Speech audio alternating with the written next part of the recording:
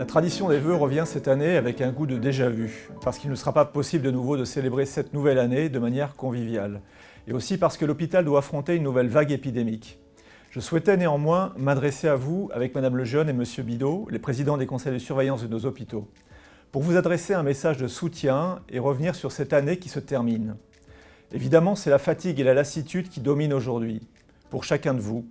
Cette situation sanitaire nous touche dans notre pratique professionnelle, dans nos relations sociales et dans notre vie personnelle et familiale. Mais ce qui s'est produit cette année mérite qu'on le considère avec beaucoup de respect et qu'on s'y attarde un instant.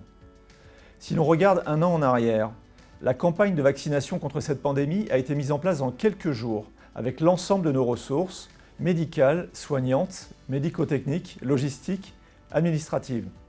La Normandie est la seconde région de France pour le nombre de personnes vaccinées contre le Covid. La Manche se distingue particulièrement dans ce palmarès, ce qui limite l'impact des vagues épidémiques successives. Par la vaccination, l'accueil et le soin apportés à la population, ce sont des vies qui ont été préservées et qui le seront encore. Dans cette aventure qui a mobilisé en très peu de temps l'ensemble des acteurs du monde de la santé hospitalière et ambulatoire, je veux saluer en particulier la collaboration exceptionnelle avec la municipalité de Saint-Lô. L'organisation en place au Centre Aliendé permet de réaliser jusqu'à plus de 800 vaccinations en une seule journée. Remercier également Coutances-Mer et Bocage, la ville de Coutances, les professionnels de l'hôpital de Coutances et les responsables du pôle santé qui ont permis de contribuer à immuniser nos résidents, nos professionnels et la population du Coutançais. Cette chaîne humaine est représentative de la capacité d'adaptation de nos structures et du dynamisme des professionnels de l'hôpital. Pour la deuxième année, l'organisation des soins a été mise à rude épreuve, obligée de s'adapter et de reporter certaines prises en charge.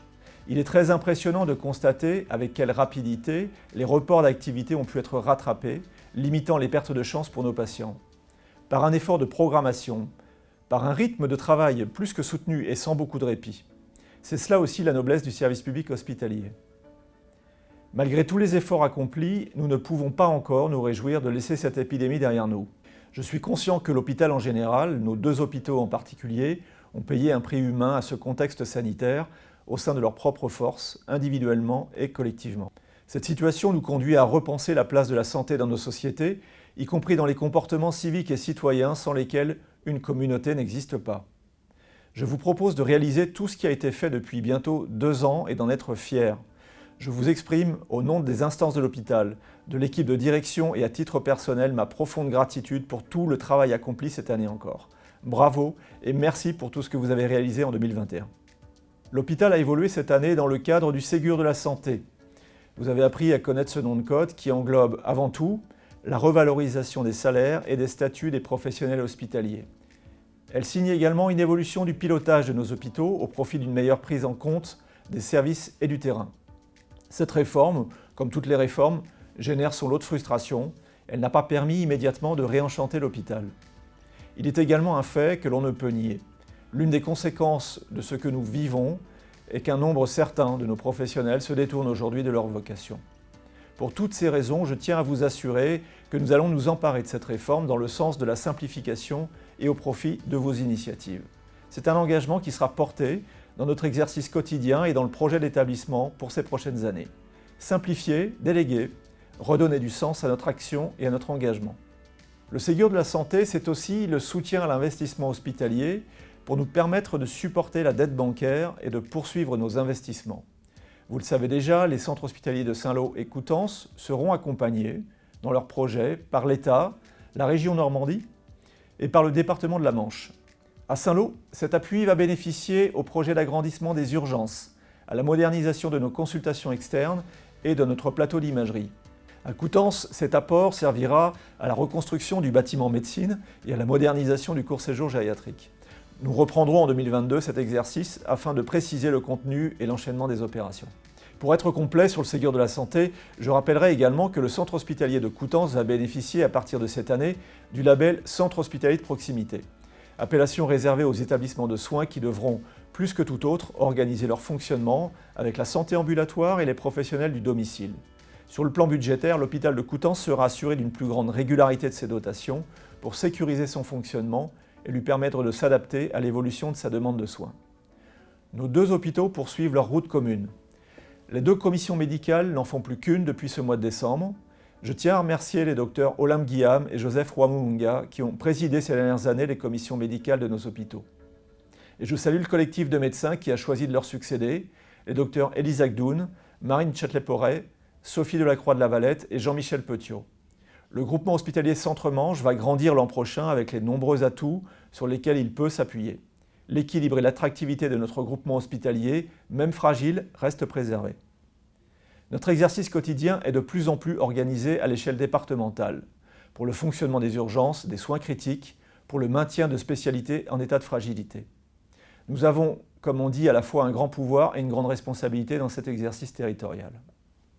Je vous adresse, au nom de tous les responsables des hôpitaux de Saint-Lô et Coutances, mes vœux les plus chaleureux de bonheur, de réussite, de santé, pour vous-même, pour tous ceux qui vous sont chers.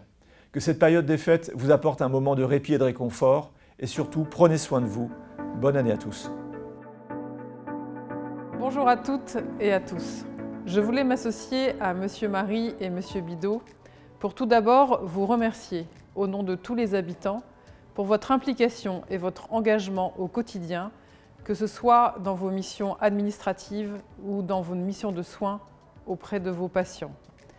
Je voulais aussi remercier toutes les équipes qui, jour après jour, accueillent et vaccinent à la salle Allende, au cœur de notre ville, depuis tant de semaines.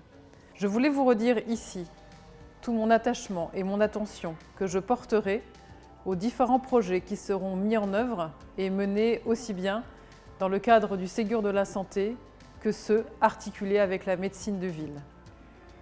Je voulais vous souhaiter, à chacun d'entre vous, ainsi qu'à vos familles et vos proches, une très bonne santé et une très belle année 2022. L'année 2021 vient de s'achever comme elle avait commencé au tout début de l'année, avec la mise en œuvre de mesures barrières très strictes.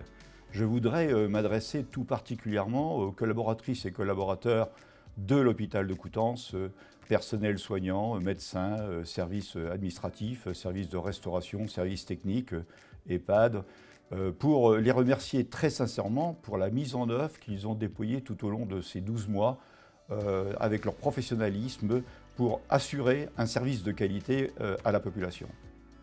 Si le début de l'année 2022 s'annonce très compliqué, nous pouvons être confiants dans l'avenir de l'hôpital de Coutances, pour plusieurs raisons. Tout d'abord, le label obtenu hôpital de proximité tout dernièrement est un atout majeur pour notre territoire. Il permettra d'obtenir des dotations financières garanties, des services adaptés.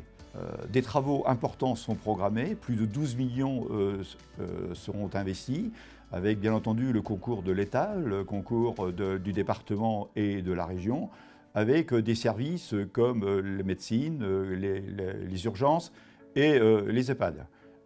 Ce que l'on peut remarquer aussi, c'est la création, grâce au partenariat avec la ville de Coutances qui va organiser des travaux de modernisation, une école d'aide-soignants va voir le jour en fin d'année 2022. Une gestion performante et intelligente avec l'hôpital mémorial de Saint-Lô est remarquable. La mutualisation des 2 services d'urgence 24 heures sur 24 est exemplaire. Voici quelques exemples qui nous permettent d'être sereins pour 2022.